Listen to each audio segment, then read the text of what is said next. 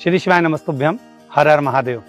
बाबा घृष्णेश्वर महादेव की पवित्र धरा 12 ज्योतिर्लिंग में से 12वां ज्योतिर्लिंग श्री घृष्णेश्वर महादेव बैरूल में आप और हम यहाँ पर विराजमान हैं। बड़े आनंद के साथ बाबा का दर्शन किया। आज उस स्थान पर आए हैं जिस स्थान पर सुधर्म नाम के ब्राह्मण की 2 धर्मपत्नियां थी, घुष्मा और सुदेहा।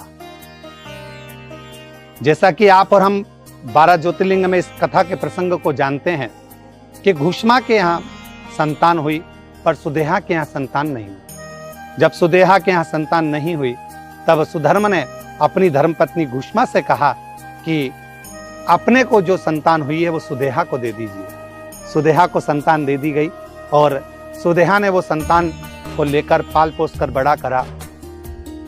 जब वो बच्चा पूर्ण बड़ा हो गया और उसका जब विवाह किया गया, घर में बहू आ गई। बहू आने के बाद में सुदेहा उसको कोई भी कार्य बोलती पर बहू नहीं करती, क्योंकि बहू को ये मालूम पड़ गया था कि मेरी जो असली सास है वो घुष्मा है, ये तो मेरी सुतेरी सास है। ये जानकर बहू ध्यान नहीं दे पाती थी।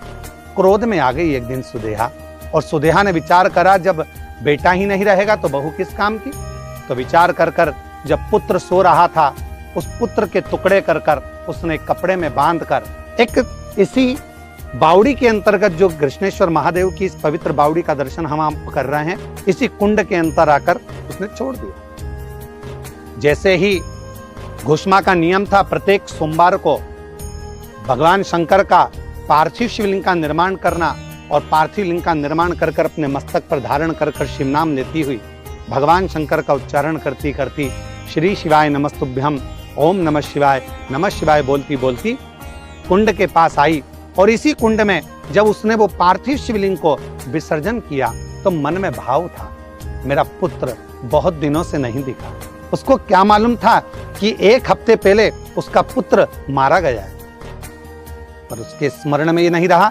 वो तो समझी कि मैंने सुदेहा को दिया है, सुदेहा के यहाँ मेरे बहू बच्चे सब अच्छे होंगे।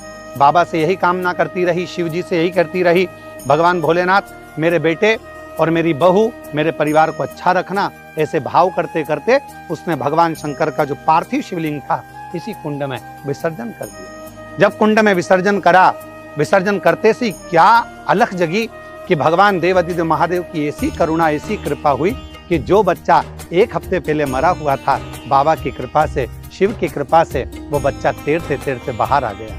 और माँ माँ माँ पुकारते पुकारते बाहर आया। माँ को गले से लगाया। माँ, समझ में नहीं आया, ऐसा लगा मुझे कि मेरे को कोई अपनी गोदी में झेला हुआ है, और लगा तो ऐसा था कि किसी ने मेरे प्राण हरे, पर मुझे लगा कि कोई ने मुझे अपनी गोद में झेल लिया और आज मैं वापिस पुनः तेरे पास आ गया। ये शिव की ही कृपा है। उसी घुष्मा के बेटे को भगवान देवाधिदेव महादेव ने इसी कुंड के नजदीक में जीवित किया, इसलिए शिव जी का नाम उस घुष्मा के कारण घृष्णेश्वर महादेव हुआ। भगवान शंकर ने आकर दर्शन दिया, घुष्मा तेरी अविरल भक्ति है, तो शिव को इतना भजती है, भजन करती है, पार्थिव लिंग का निर्माण करती है, तेरा तो बाल बांका नहीं हो सकता, तेरे बच्चे का बाल बांका नहीं हो सकता। इसलिए इस कुंड का जो प्राचीनता है, जिसका हम दर्शन कर रहे हैं, ये कुंड घृष्णेश्वर का ये निर्मित कुंड ये हमको बता रहा है कि अगर आपका विश्वास एकदम प्रबल है, पक्का है, तो आपका बाल बांका नहीं हो सकता। घृष्णेश्वर महादेव आपके साथ हर पल है, हर घड़ी है। श्री शिवाय नमस्तुभ्यम। हर हर महादेव।